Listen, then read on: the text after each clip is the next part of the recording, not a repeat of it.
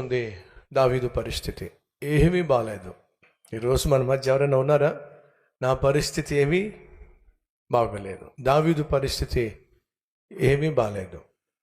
సాధారణంగా కీర్తనలు మనం చదువుతున్నప్పుడు లేక ధ్యానిస్తున్నప్పుడు ఆ కీర్తన వెనుక ఉన్న సంఘటనలు ఏమిటో తెలుసుకున్నట్లయితే ఆ కీర్తన మనకు మరింత అర్థవంతంగా ఉంటుంది, అద్భుతంగా అర్థమవుతుంది.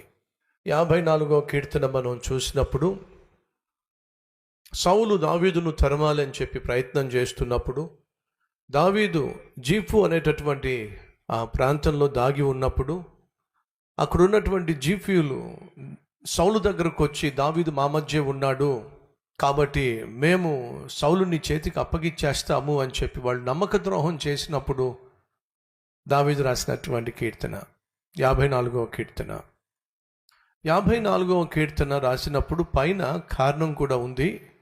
ఏమిటంటే, జీఫీయులు వచ్చి దావీదు మాలో దాగి ఉన్నాడు కాడా అని సౌలుతో చెప్పినప్పుడు దావీదు రచించిన దైవధ్యానము. సో అక్కడ స్పష్టంగా లిఖించబడి ఉంది ఏ సమయంలో ఎటువంటి పరిస్థితిలో దావీదు ఈ కీర్తన రాశాడో. కానీ 55వ కీర్తనకు వచ్చేసరికి అక్కడ ఎటువంటి పరిస్థితి గుండా తాను వెళుతున్నప్పుడు ఈ కీర్తన రాశాడో వివరించలేదు. కానీ ఆ కీర్తన వెనుక ఉన్నటువంటి పరిస్థితి ఏమిటో తెలుసుకోవడానికి ఆ కీర్తనను జాగ్రత్తగా చదివినట్లయితే మనకు అర్థమవుతుంది. 10వ వచనము, 9, 10 వచనాలు చదువుతున్నాను. పట్టణములో బలాత్కార కలహము జరుగుట నేను చూస్తున్నాను. ప్రభువా, అట్టి పనులు చేయు వారిని నిర్మూలము చేయము, వారి నాలుకలు ఛేదించుము.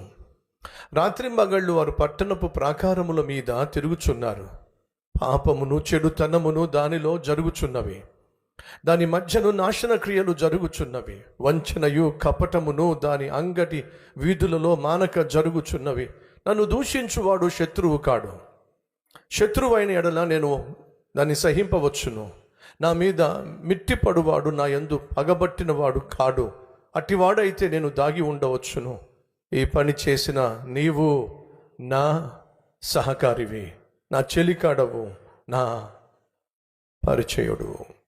మనము కూడి మధురమైన గోష్ఠి చేసి ఉన్నవారము, ఉత్సవమునకు వెళ్ళు సమూహముతో దేవుని మందిరమునకు పోయి ఉన్నవారము. ఈ కీర్తన చదువుతున్నప్పుడు అర్థమవుతుంది ఏమిటయ్యా అంటే, దావీదు భయంకరమైన విపత్కరమైన ప్రమాదంలో పడ్డాడు. ఆ ప్రమాదానికి ప్రధాన కారణం ఏమిటయ్యా అంటే, తాను బహుగా నమ్మినటువంటి ఎవరో ఒక వ్యక్తి వల్ల ఈ ప్రమాదంలో పడ్డాడు. నా మీదకు నువ్వు లేస్తున్నావు కానీ వాస్తవంగా నువ్వు నా శత్రువు కాదు. ఒకవేళ నువ్వు శత్రువు అయినట్లయితే నేను దాక్కోవచ్చు. మన ఇద్దరం కలిసి భోంచేశాం, మన ఇద్దరం కలిసి దేవుని మందిరానికి వెళ్ళాం, మన ఇద్దరం కలిసి ఉత్సాహంలో పాల్పంచుకుందాం. నువ్వు నా చెలికాడివి, నాతో ఉన్నవాడివి అని దావీదు ప్రస్తావిస్తున్నాడు. అంటే తను బహుగా నమ్మినటువంటి ఒక నమ్మిన బంటు ఎవరో తనకు ద్రోహం చేశారు. ఆ ద్రోహం వల్ల తన ప్రాణం మీదకి వచ్చింది. ఈరోజు మన మధ్య ఎవరైనా ఉన్నారా? నేను నమ్మినటువంటి వ్యక్తి వల్ల ఈరోజు నా ప్రాణం మీదకి వచ్చింది. నేను నమ్మినటువంటి ఒక వ్యక్తి వల్ల ఈరోజు నా జీవితం ఆర్థిక సమస్యల గుండా వెళుతుంది. నేను నమ్మినటువంటి ఒక వ్యక్తి వల్ల ఈరోజు నా కుటుంబంలో సమాధానం పోయింది. నేను నమ్మినటువంటి ఒక వ్యక్తి వల్ల నా ఉద్యోగంలో సమస్యలు వచ్చినాయి. ఎవరినైతే నేను నమ్మానో ఆ వ్యక్తి వల్లే ఈరోజు నాకు నెమ్మది లేకుండా పోయింది. నా గుండెల్లో గాయాలు జరిగినాయి, నాకు ద్రోహం జరిగింది, నమ్మించి మరీ నన్ను వంచేశారు అనేటటువంటి పరిస్థితి గుండా నువ్వు వెళ్తున్నావా? అయితే దయచేసి గమనించు, ఆత్మీయ యాత్రలో ఇవి సహజం. సాధారణంగా మనం మోసపోవడం ఎప్పుడు జరుగుతుందో తెలుసా? నమ్మినప్పుడే జరుగుతుంది. మనం నమ్మనటువంటి వారి ద్వారా మోసపోవడం సాధ్యం కాదు. ఎగ్జాంపుల్, మీరు ఎవరినైనా ఒకవేళ నమ్మి బస్సులో కూర్చున్నారు, మీ పక్క వాళ్ళు చక్కగా మాట్లాడుతూ ఉంటే, ఆప్యాయంగా మాట్లాడుతూ ఉంటే, కలుపుకొలుతనంగా మాట్లాడుతూ ఉంటే, సాధారణంగా మీరు కూడా అలా మాట్లాడుతూ ఒక పరిచయం ఏర్పడింది. ఆ తర్వాత వారి మాటలను బట్టి ఒక నమ్మకం ఏర్పడింది. ఒక హోటల్ దగ్గర బస్సు ఆగింది, మీరు బాత్రూమ్కి వెళ్ళాలనుకున్నారు, మీతో పాటు ఒక బ్యాగ్ తెచ్చుకున్నారు. ఇప్పుడు పక్కన కూర్చున్న వ్యక్తిని మీరు నమ్మితేనే కదండి, బ్రదర్ నేను ఒకసారి అలా వాష్రూమ్కి వెళ్ళొస్తాను, బాత్రూమ్కి వెళ్ళొస్తాను, కాస్త ఈ బ్యాగ్ చూస్తూ ఉండండి అని ఎప్పుడు చెప్తారు చెప్పండి? అతను నమ్మితేనే కదండి. అతను నమ్మినప్పుడే ఆ బ్యాగ్ వదిలిపెట్టి మీరు బాత్రూమ్కి వెళ్తారు. వచ్చేసరికి అతడు లేడు, ఆ బ్యాగు లేను. ఏమైంది చెప్పండి? అతడు నమ్మించాడు, ఆ తర్వాత వంచాడు. పక్కన కూర్చున్నవాడు ఎందుకో కొంచెం తేడాగా కనిపిస్తూ ఉన్నాడు. బస్సు మీరు ఎక్కినప్పటి నుంచి అతన్ని మీరు గమనిస్తూ ఉంటే కొంచెం తేడాగా కనిపిస్తున్నాడు. అతని చూపులు కానీ అతని ప్రవర్తన కానీ ఎందుకో కొంచెం మీకు అనుమానాస్పదంగా ఉంది. నమ్ముతారా? పొరపాటు కూడా నమ్మరు. బ్యాగ్ వదిలిపెడతారా? పొరపాటు కూడా బ్యాగ్ వదిలిపెట్టరు. ఎందుకని? మీకు నమ్మకం లేదు కాబట్టి. సహజంగా మనిషి ఎప్పుడు మోసపోతాడయ్యా అంటే నమ్మినప్పుడే మోసపోతాడు. ఈరోజు ఆ నమ్మికే నీ జీవితంలో తీరని గాయాలు చేసింది, తీరని నష్టాన్ని తీసుకొచ్చింది. ఇది సహజం. నా జీవితంలో నేను చాలా నష్టపోయాను నమ్మడం వల్ల. అలా నమ్మి నేను మోసపోయిన తర్వాత ఒకరోజు చాలా దిగులుతో, అరే నేను నమ్మిన వాళ్ళు నన్ను మోసం చేశారే, నమ్మించి వంచారే అని నేను చాలా దిగులుతో ఒక మీటింగ్లో నేను వెనక భాగాన ఆ మీటింగ్ జరుగుతూ ఉంటే వెనక ఒక బైక్ దగ్గర నేను నిలబడి ఉన్నాను. నన్ను ఒక సహోదరుడు తీసుకెళ్ళాడు. నేను చాలా డిస్టర్బ్డ్గా ఉన్నాను అని చెప్పి నన్ను తీసుకెళ్ళాడు. నేను వాక్యం వింటున్నాను. సడన్ నన్ను చూసి అన్నాడు, కొంచెం నత్తిగా మాట్లాడతాడు. సో సడన్గా అన్నాడు ఆ మాట, అన్నా అన్నాడు. ఏంటయ్యా అన్న? అందరినీ ప్రేమించాలన్నా ఇలా మాట్లాడాడు.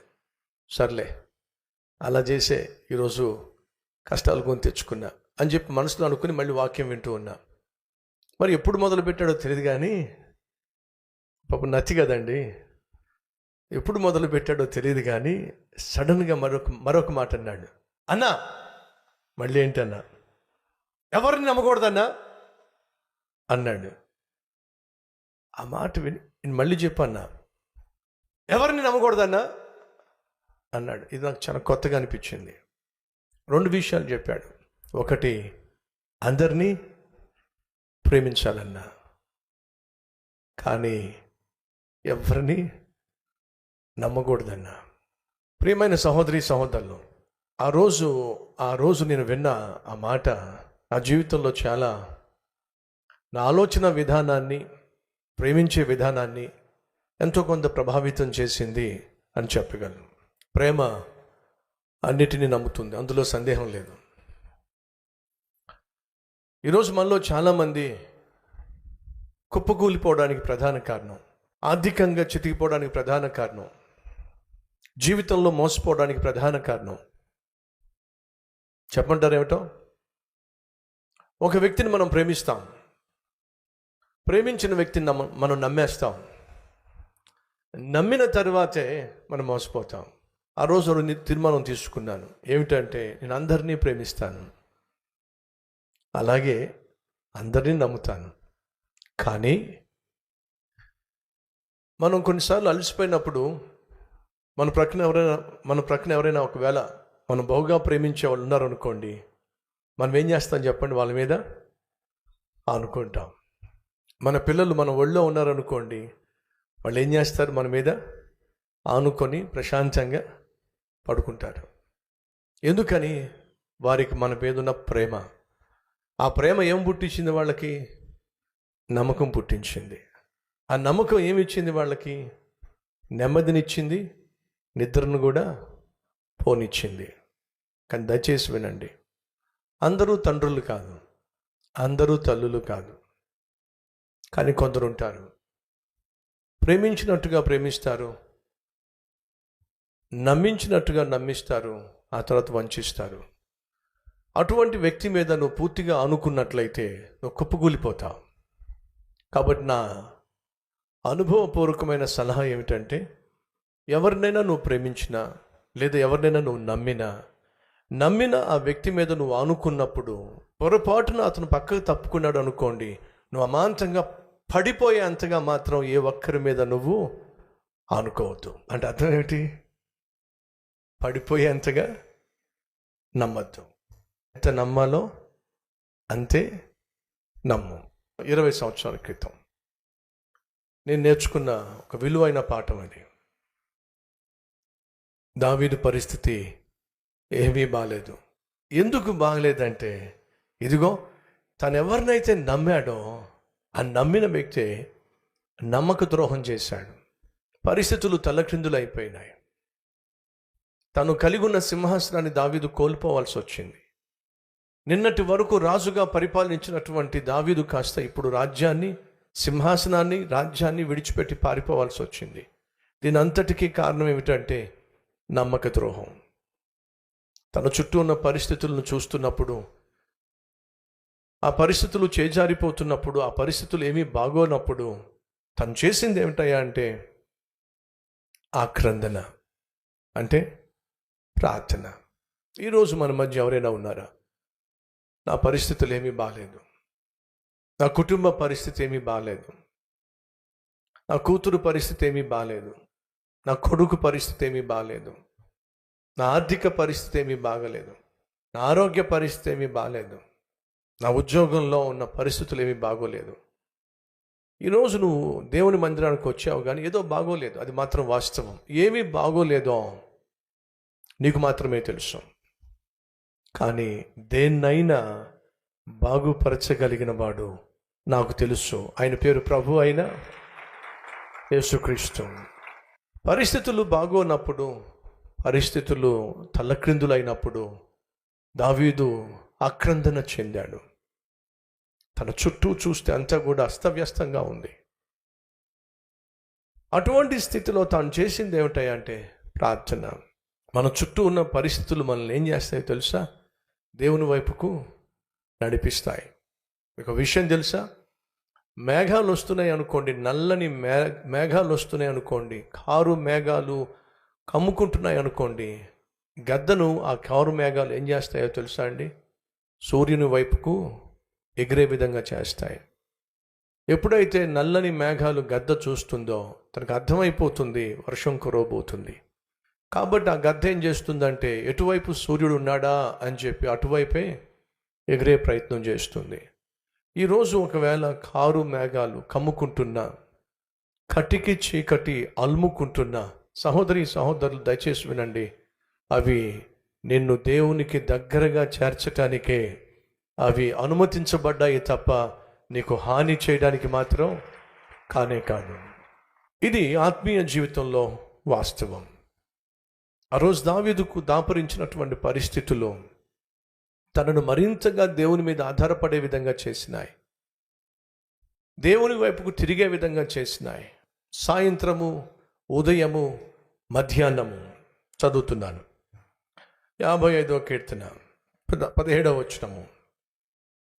సాయంకాలమున, ఉదయమున, మధ్యాహ్నమున నేను ధ్యానించుచు మొర్రపెట్టుకొందును. ఎన్నిసార్లట? 3 సార్లు. దేంతో స్టార్ట్ అయింది? సాయంకాలము, ఉదయము, మధ్యాహ్నము. కొంచెం డిఫరెంట్గా ఉంది కదా. అసలు ఉండాల్సింది ఏమిటి? ఉదయము, మధ్యాహ్నము, సాయంకాలము. ఇక్కడ అచ్చు తప్పో లేకపోతే ట్రాన్స్లేషన్ తప్పో జరిగింది కదా అని అనుకుంటున్నారా? కానే కాదు. యూదులకు దినము సాయంత్రంతో ప్రారంభమవుతుంది, మనకు సాధారణంగా ఉదయంతో దినం ప్రారంభమవుతుంది. వాళ్లకు సాయంత్రం 6 గంటల నుంచి సాయంత్రం 6 గంటల వరకు ఒక దినం. మనకు మధ్యరాత్రి 12 గంటల నుంచి మళ్ళీ మధ్యరాత్రి 12 గంటల వరకు ఒక దినం. సాయంత్రం 6 గంటలు అంటే దిన ప్రారంభం.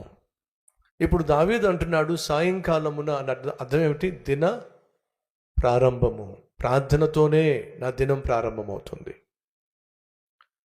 కాబట్టి సాయంకాలం అన్నాడు. సో దినాన్ని ప్రార్థనతో ప్రారంభిస్తున్నాడు, మధ్యాహ్నం ప్రార్థన చేస్తున్నాడు, సాయంత్రం ప్రార్థన చేస్తున్నాడు. ఎందుకు ఇంతగా ప్రార్థన చేస్తున్నాడు అంటే పరిస్థితులు దావీదును దేవుని మీద సంపూర్ణంగా ఆధారపడే విధంగా చేసినాయి. కారణం ఏమిటంటే తన శక్తి కానీ, తన యుక్తి కానీ, తన ఖండ బలము కానీ, తన ఖడ్గ బలము కానీ తనను కాపాడేటటువంటి పరిస్థితిలో లేదు.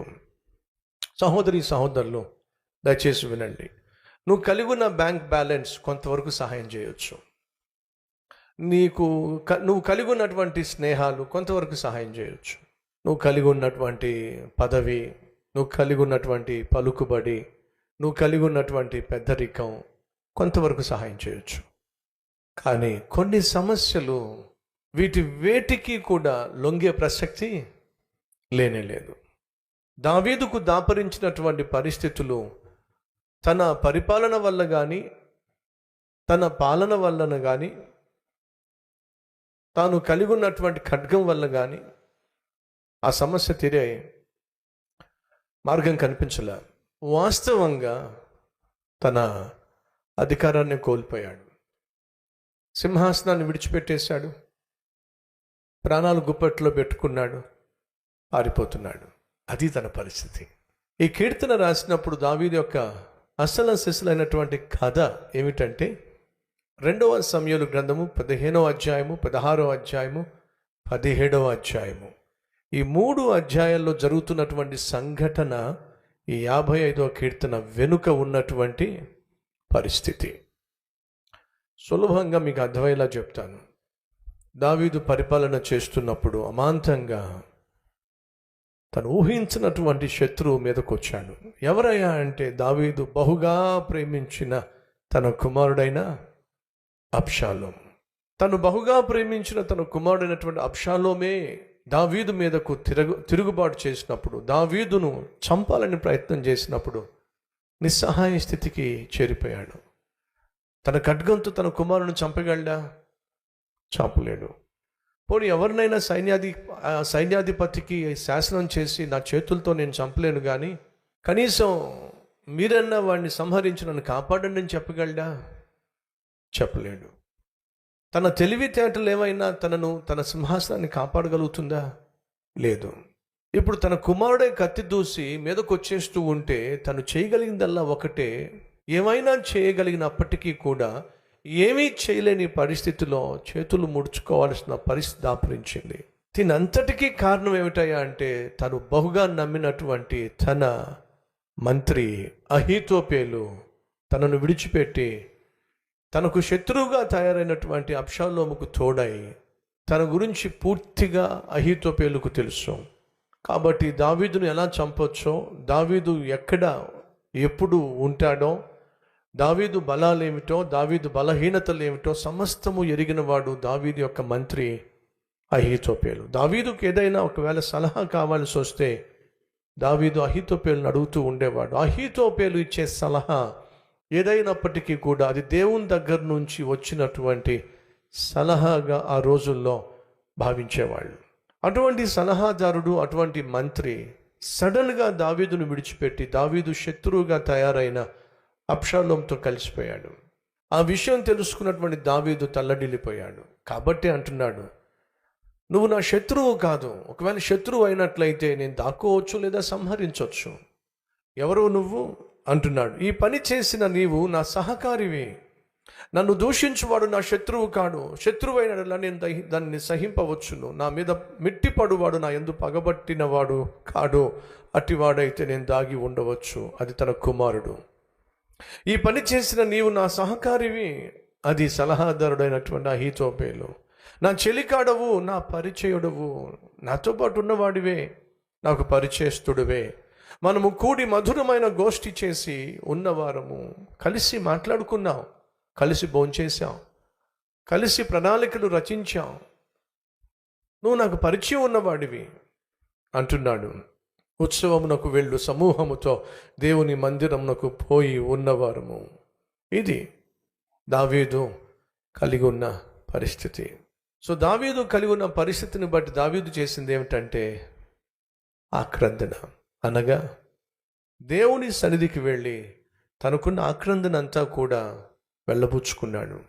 ఈరోజు పరిస్థితులు బాగాలేదు అంటున్న సహోదరి సహోదరులు, నేను ఎవరినైతే నమ్మానో, నమ్మిన వాళ్ళే నన్ను వంచారు, నమ్మిన వాళ్ళే నన్ను మోసం చేశారు, నమ్మిన వాళ్ళే ఈరోజు నా జీవితంలో ఈ కష్టానికి, ఈ అవమానానికి, ఈ ఆర్థిక ఇబ్బందికి, ఈ సమస్యలన్నిటికీ కారకులు అన్ను భావిస్తున్నట్లయితే నువ్వు చేయాల్సిందేమిటి?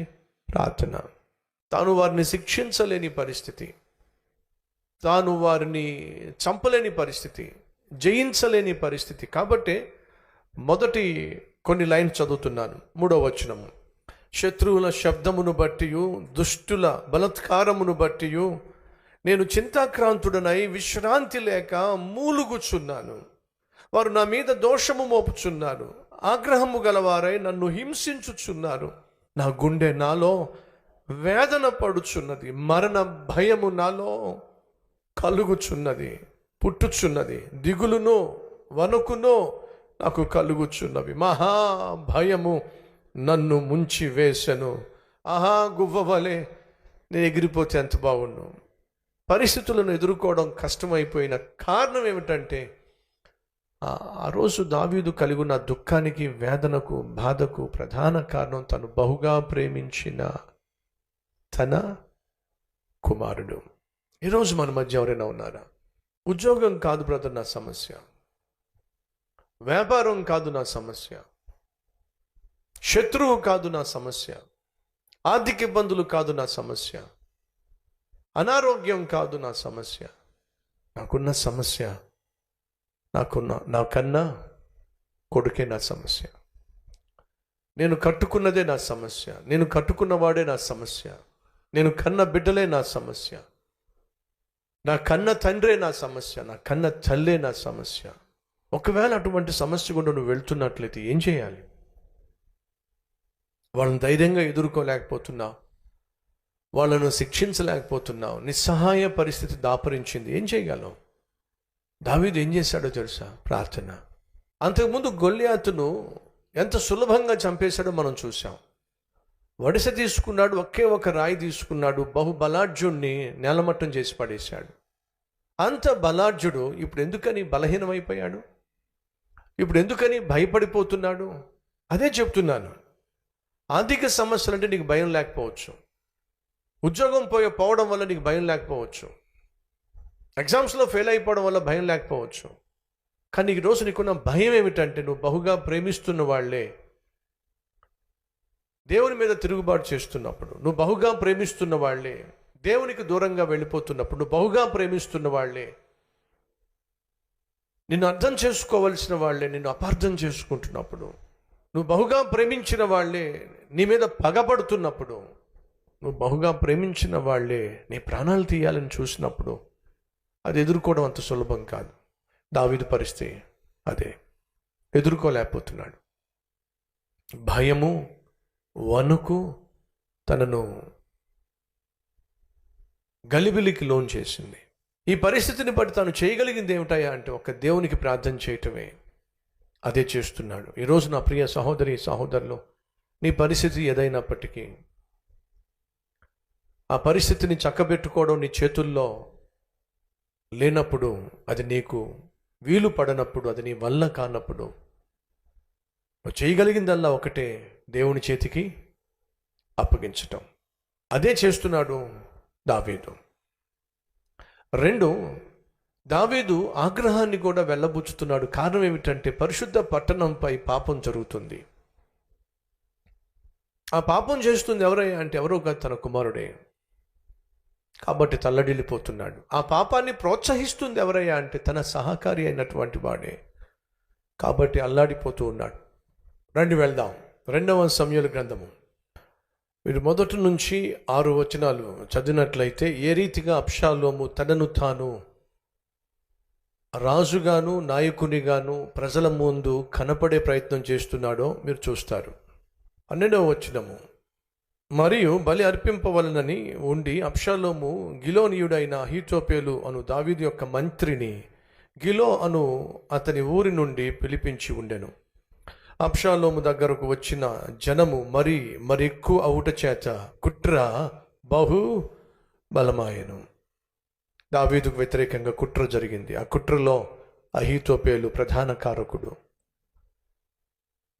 కుట్ర బహు బలముగా తయారైంది.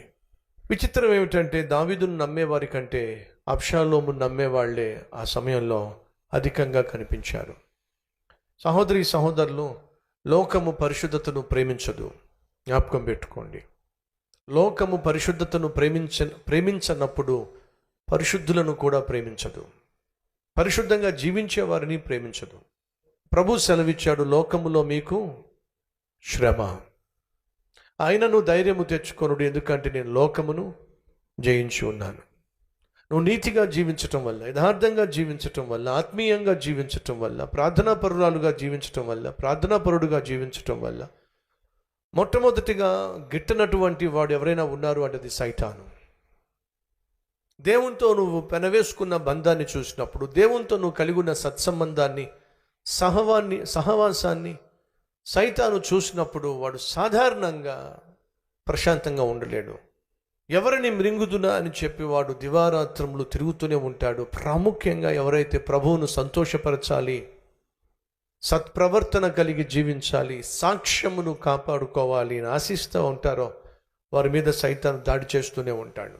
దావీదుకు వ్యతిరేకంగా అబ్షాలోము అలాగే అహీతోపేలు వ్యతిరేకంగా తయారైనప్పుడు, కుట్ర పండినప్పుడు దారుణం ఏమిటంటే దావీదు పక్షమున ఉన్నవారి కంటే అబ్షాలోము పక్షమున ఉన్నవాళ్లే రోజు రోజుకు పెరిగిపోయారు.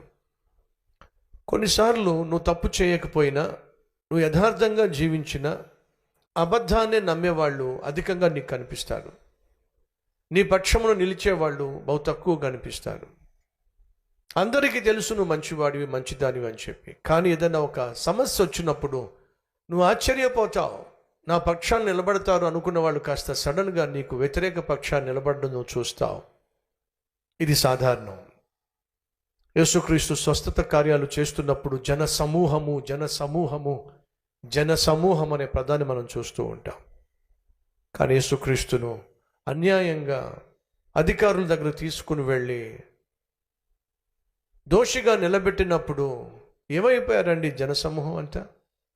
ఎక్కడికి పోయారండి? అప్పుడు వినిపించిన ఒకే ఒక కేక ఏమిటో తెలుసా? సిలువ వేయండి, సిలువ వేయండి. ఎవరో ఎందుకండి ప్రాణాలు ఇచ్చేస్తానన్నటువంటి 12 మంది శిష్యులు ఏమయ్యారో చెప్పండి. పేతురు అన్నాడు, ప్రభువా వీళ్ళందరూ నేను విడిచిపెట్టేసిన, నేను మాత్రం నేను విడిచిపెట్టను, ప్రాణం ఇచ్చేస్తాను అన్న పేతురు అంటే, పేతురుతో పాటు అందరూ కూడా అదే మాట అనిరి. ఏ మాట అన్నారు? ప్రాణమైనా ఇచ్చేస్తాం కానీ నిన్ను మాత్రం విడిచిపెట్టాం. యేసుక్రీస్తు అన్నాడు, మీరందరూ కూడా నన్ను విడిచిపెట్టి వెళ్ళిపోతారు. లేదు ప్రభువా. అప్పుడే రోషాన్ని ప్రదర్శించిన పేతురు ఏమన్నాడు? వీళ్ళందరూ నిన్ను విడిచిపెట్టినా నేను మాత్రం నిన్ను విడిచిపెట్టను. పేతురో, యేసు ఎవరో నాకు తెలియదు అని ముమ్మారు నువ్వు బొంకుతావు. అప్పుడే కోడికి వస్తుంది. ప్రాణమైనా ఇచ్చేస్తాను ప్రభువా అంటున్నావు, కానీ అలా చేయలేవు నువ్వు. సహోదరులు, ఎవరో ఎందుకు చెప్పండి? సాక్షాత్తు యేసుక్రీస్తు ఏర్పరచుకున్న, ఎన్నుకున్న, బహుగా ప్రేమించినటువంటి శిష్యులే చివరి రోజు వచ్చేసరికి యేసయ్యను ఒంటరిగా చేసి పారిపోయారండి. ఒక్కడు కూడా మిగలలేదండి గెత్సేమనే తోటలో. కాబట్టి సహోదరులు, మీ జీవిత యాత్రలో, మన ఆత్మీయ ప్రయాణంలో మనం నమ్మినటువంటి వాళ్ళే సడన్గా మాయమైపోయినటువంటి పరిస్థితి దాపరించినప్పుడు ఆశ్చర్యపడకండి. నువ్వు ఎవరినైతే బహుగా నమ్మి నువ్వు ఆధారపడతావో ఆ వ్యక్తి నిన్ను అనాథగా చేసి వెళ్ళిపోయినప్పుడు ఆశ్చర్యపడద్దు. మోసపోయానో, అన్యాయం జరిగిందనో ఏడవడం వల్ల ప్రయోజనం లేదు. ఎందుకంటే దావీదు జీవితంలో అటువంటి పరిస్థితి దాపరించింది. అన్యాయానికి ఎక్కువ మంది మగ్గు చూపించటం, న్యాయాన్ని పక్కన పెట్టేయటం మనం చూస్తున్నాం. జరిగింది ఏమిటి?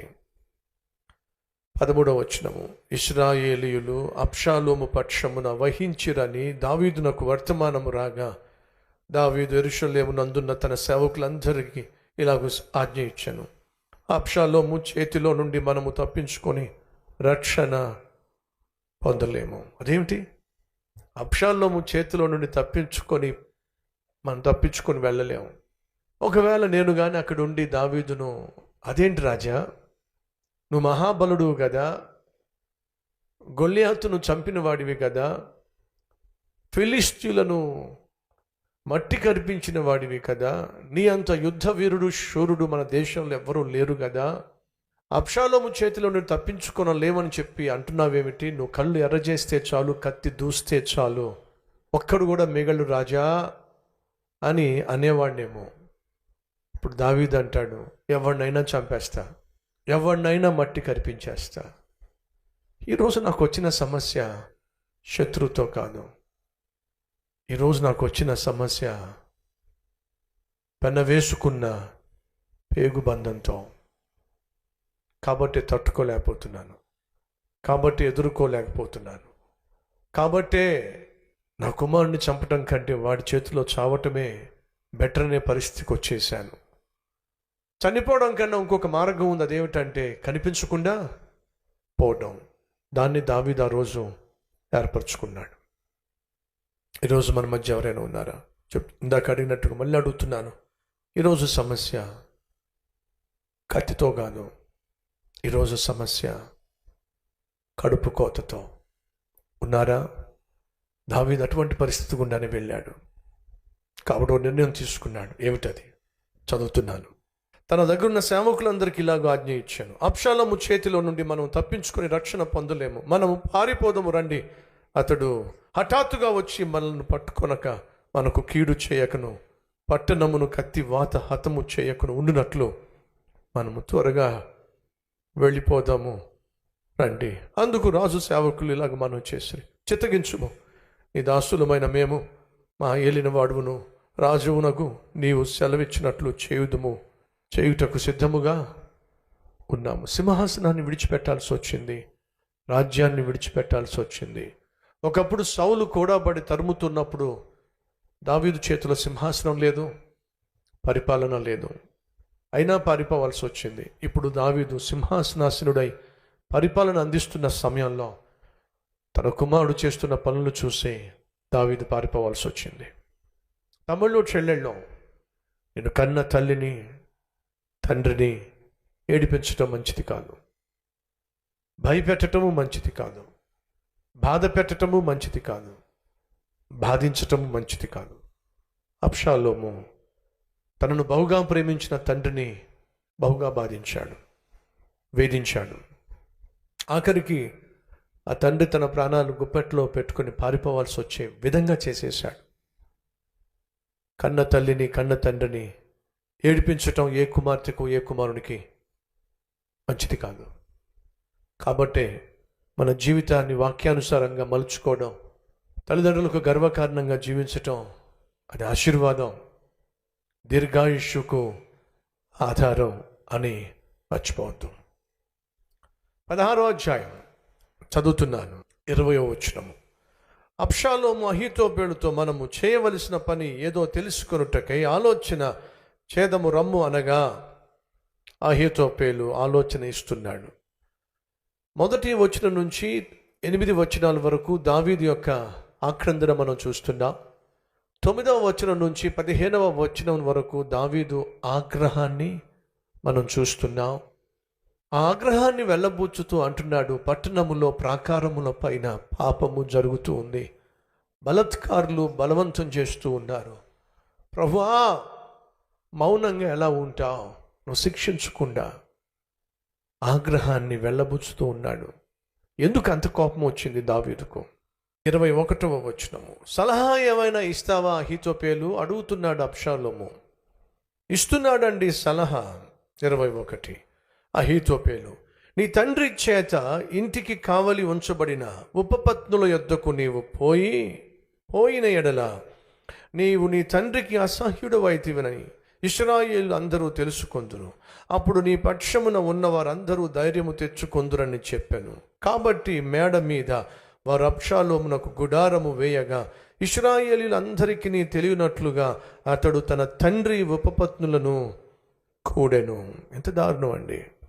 ఓ పనికి మాలిన వాడు అబ్షాలోమును ఏ విధంగా పాడు చేస్తున్నాడో చూడండి. దావీదు ఉపపత్నులు అంటే అబ్షాలోముకి ఏమవుతారు? తల్లులండి. ఈ పాపిష్టి వాడు ఇస్తున్న సలహా ఏమిటంటే, నీవు నీ తల్లులనే పాడు చేయి. ప్రాకారము మీద గుడారములు వేసి దావీదు యొక్క భార్యలను, అనగా అబ్షాలోము యొక్క తల్లి వరుసైనటువంటి వారిని బలాత్కారం చేస్తూ ఉన్నప్పుడు దావీదు ఏడుస్తూ రాసినటువంటి కీర్తన. ఆగ్రహముతో దావీదు అల్లాడిపోతూ రాసినటువంటి కీర్తన. దీనంతటికీ కారణం ఏమిటంటే అహీతోపెలు యొక్క పాపిష్టి ఆలోచన. దావీదును చంపేసేయాలి అని చెప్పి అహీతోపెలు పన్నాగం పన్నుతూ ఉన్నాడు. 15వ అధ్యాయం 31 అంతలో ఒకడు వచ్చి అబ్షాలోము చేసిన కుట్రలో అహీతోపేలు చేరి ఉన్నాడని దావీదుకు తెలియచేయగా, అబ్షాలోము చేసిన కుట్రలో ఎవరు చేరారు? దావీదు సలహాదారుడైనటువంటి అహీతోపేలు చేరాడు అని దావీదుకు తెలిసినప్పుడు దావీదు ప్రార్థన చేశాడు. ఎవరు ఈ అహీతోపేలు? సలహాదారుడు, సన్నిహితుడు, తనతో పాటు భోంచేసిన వాడు, ముఖ్యమైనటువంటి ఆలోచనలు ప్రణాళికలు రచించినవాడు, శత్రువుతో కలిసిపోయాడు. ఈరోజు మన మధ్య ఎవరైనా ఉన్నారా? నిన్నటి వరకు మా పక్షానే ఉన్నాడండి, కానీ మాకు అండగా నిలబడాల్సిన సమయంలో సడన్గా మా శత్రువు పక్షాన మాకు వ్యతిరేకంగా నిలబడ్డాడు. మా పక్షమున ఉన్నటువంటి లాయరు కాస్త సడన్గా మా శత్రువుకి అమ్ముడుపోయాడు. మా పక్షాన బంధువుగా ఉన్నాడు, కానీ సడన్గా మా శత్రువుల పక్షాన వెళ్ళి చేరిపోయాడు. నిన్నటి దాకా నా పక్షానే ఉన్నాడు, నిన్నటి దాకా నా కంపెనీలో పనిచేశాడు, నిన్నటి దాకా ఎంతో నమ్మించాడు, కానీ సడన్గా మాకు సహాయం చేయాల్సిన సమయంలో మా శత్రువుతో చేతులు కలిపేశాడు. అటువంటి పరిస్థితి గుండా మీరు ఎవరైనా వెళుతున్నట్లయితే దయచేసి గమనించండి. ఇది ఆత్మీయ యాత్రలో మనం ఎదుర్కోవాల్సిన శ్రమల్లో ఒకటి అనే విషయం మర్చిపోకండి. దావీదు యొక్క ముఖ్య సలహాదారుడే దావీదుకు వ్యతిరేకంగా తయారయ్యాడు. అప్పుడు దావీదు చేసిన ప్రార్థన ఏమిటంటే, దేవా యెహోవా, అహీతోపేలు యొక్క ఆలోచన చెడగొట్టున ఆయన, అహీతోపేలును చంపేసైన ఆయనని ప్రార్థన చేయాల. ఏమన్నాడు చూద్దాం రండి. 31 అంతలో ఒకడు వచ్చి అబ్షాలోము చేసిన కుట్రలో అహీతోపేలు చేరి ఉన్నాడని దావీదునకు తెలియజేయగా, దావీదు యెహోవా, అహీతోపేలు యొక్క ఆలోచనను చెడగొట్టుమని ప్రార్థన చేశాను. మనం చదివినటువంటి 55వ కీర్తన ఇదిగో ఈ 15, 16, 17 అధ్యాయాలను బేస్ చేసుకొని ఆ సమయంలో చోటు చేసుకున్నటువంటి సంఘటనల మీద ఆధారపడినటువంటి కీర్తన. జరిగిందేమిటి? ఆగ్రహాన్ని వెళ్ళబుచ్చాడు దేవుని సన్నిధిలో. ఆ తర్వాత ఆధారపడ్డాడు సంపూర్ణంగా దేవుని మీద. ఏం జరిగింది? 16వ వచనము. ఎలా ఆధారపడ్డాడు అది కూడా రాయబడి ఉంది. సాయంకాలమున, ఉదయమున, మధ్యాహ్నమున నేను ధ్యానించుచు, అయితే ఈ పని చేసిన నీవు నాకు సహకారివి, నా చెలికాడవు, నా పరిచయుడువు, మనము కూడి మధురమైన గోష్ఠి చేసి ఉన్నవారము, ఉత్సవమునకు వెళ్ళు సమూహముతో దేవుని మందిరము పోయి ఉన్నవారము, వారికి మరణం అకస్మాత్తుగా వచ్చునుగాక. అహీతోపేలును గూర్చి దావీదు మనసులో మెదిలిన ఒక ఆలోచన ఏమిటంటే, ఇలాంటి వారికి అకస్మాత్తుగానే మరణం వస్తుంది. నమ్మించి మోసం చేశారు, నమ్మించి నన్ను వంచాడు, అకస్మాత్తుగానే మరణం వస్తుంది. సరే, వాళ్ళ సంగతి పక్కన పెట్టండి. నేనైతే, దావీదు అంటున్నాడు, అయితే నేను దేవునికి మొరపెట్టుకొందును, యెహోవా నన్ను రక్షించును. ఈరోజు నువ్వు నేను కలిగి ఉండాల్సిన నిరీక్షణ ఇదే. ఏమిటి? యెహోవా నన్ను, ఎడు చెప్పండి. పరిస్థితులు ఏమైనప్పటికీ, పగవారు ఎంతమంది ఉన్నప్పటికీ యెహోవా నన్ను రక్షించును. అదే దావీదు యొక్క ఆధారం. పరిస్థితులు బాగోలేదో, పగవాళ్ళు పెట్టరేగిపోతున్నారు, పైనున్న వాడి వైపుకు దావీదు చూస్తూ అంటున్నాడు, అయ్యా నన్ను రక్షించువాడు నీవే, నన్ను కాపాడువాడు నీవే. నేను సాయంకాలమున, ఉదయమున, మధ్యాహ్నమున ఏం చేస్తా? ప్రార్థన చేస్తా. మళ్ళా చెప్తున్నా, నీ జీవితంలో అనుకోనటువంటి ఫెయిల్యూర్ గుండా వెళుతున్నప్పుడు ఎవరిని ఆశ్రయిస్తున్నావు?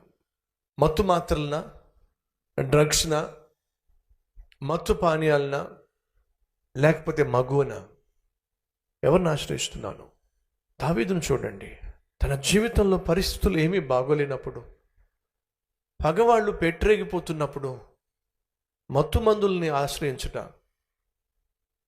అన్నీ మర్చిపోవడానికి మందును ఆశ్రయించలా, మగువను ఆశ్రయించలా.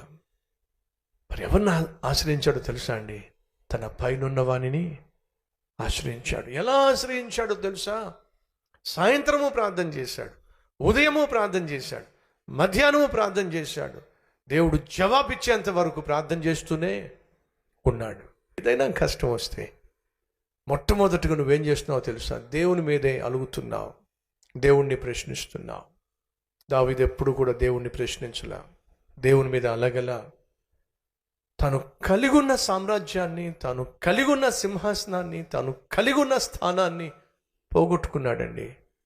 సౌకర్యాన్ని పోగొట్టుకున్నాడు, సుఖాన్ని పోగొట్టుకున్నాడు. అయినా దేవుణ్ణి ప్రశ్నించలా, దేవుని మీద ఆధారపడ్డాడు. ఉదయము, మధ్యాహ్నము, సాయంత్రము ప్రార్థన చేశాడు, ప్రార్థన చేశాడు, ప్రార్థన చేశాడు. ఏమంటున్నాడో చూద్దాం రండి. నా శత్రువులు అనేకులై ఉన్నారు, అయినను వారు నా మీదకి రాకున్నట్లు సమాధానము కలుగజేసి ఆయన నా ప్రాణమును విమోచించి ఉన్నాడు. ఏమంటున్నాడు? నా శత్రువులు చాలా పెద్ద సంఖ్యలో నా మీదకు రావాలని ప్రయత్నం చేశారు, కానీ దేవుడు నా ప్రాణమును విమోచించి ఉన్నాడు. పురాతన కాలం మొదలుకొని ఆసీనుడగు దేవుడు మారు మనసు లేని వారై తనకు భయపడని వారికి ఉత్తరమిచ్చును. తమతో సమాధానముగా ఉన్న వారికి వారు బలాత్కారము చేయుదురు, తాము చేసిన నిబంధన అతిక్రమింతురు. వారి నోటి మాటలు వెన్నవలే మృదువుగా ఉన్నవి, అయితే వారి హృదయములో కలహం ఉన్నది. వారి మాటలు చమురు కంటే నునుపైనవి, అయితే అవి వరదీసిన కత్తులే. నీ భారము యెహోవా మీద మోపుము, ఆయన నిన్ను ఆదుకొనును. నీతి మంతులను ఆయన ఎన్నడూ ఏమిటి కదలనివ్వడు. ఇదంతా ఎక్కడి నుంచి వచ్చింది ధైర్యం? చెప్పండి. దేవుణ్ణి ఆధారం చేసుకున్నప్పుడు ఏం జరిగింది? అది చదివి ముగించేస్తాను. ప్రార్థనకు జవాబు వచ్చిందా? బలాత్కారులు నశించిపోయారా? చావు సలహా ఇచ్చినటువంటి వాడు ఏమయ్యాడు? 15వ అధ్యాయంలో ఏం చదివాం మనం? 31వ వచనంలో 15:31. అంతలో ఒకడు వచ్చి అబ్షాలోము చేసిన కుట్రలో అహీతోపేలు చేరి ఉన్నాడని దావీదుకు తెలియచేయగా, దావీదు యెహోవా అహీతోపేలు యొక్క ఆలోచనను చెడగొట్టుమని ప్రార్థన చేశాను. 17వ అధ్యాయము 23వ వచనము. అహీతోపేలు తాను చెప్పిన ఆలోచన జరగకపోవుట చూచి గాడిదకు గంత కట్టి ఎక్కి తన ఊరనున్న తన ఇంటికి పోయి తన ఇల్లు చక్కబెట్టుకొని ఊరిపోసుకొని ఏమైపోయాడు? చచ్చిపోయాడు. హఠాత్తుగా వారికి నాశనము వచ్చును అన్నాడండి దావీదు. తన ఆగ్రహాన్ని తెలియచేశాడు, ఆక్రందనను తెలియచేశాడు, ఆగ్రహాన్ని తెలియచేశాడు. ఎవరి మీద ఆధారపడుతున్నాడో కూడా తెలియచేశాడు. ఎవరైతే తనకు వ్యతిరేకంగా పన్నాగం పన్నారో అతడు హఠాత్తుగా చచ్చిపోయాడు. సహోదరి సహోదరులు, మనం సేవిస్తున్న దేవుడు మన పక్షమున వ్యాజ్యమాడువాడు, మన పక్షమున పోరాడువాడు. అంటున్నాడు దావీదు, నా శత్రువులు ఎంతమంది అయినప్పటికీ కూడా యెహోవా నన్ను రక్షించునో. ఈరోజు నీ కష్టం ఏదైనప్పటికీ, నువ్వు కలిగి ఉన్న శ్రమ ఏదైనప్పటికీ, నీ పరిస్థితి ఏదైనప్పటికీ, నీ అనారోగ్య సమస్య ఎంత తీవ్రమైనప్పటికీ, నువ్వు నమ్మినట్లయితే దేవుని మహిమను చూస్తావు.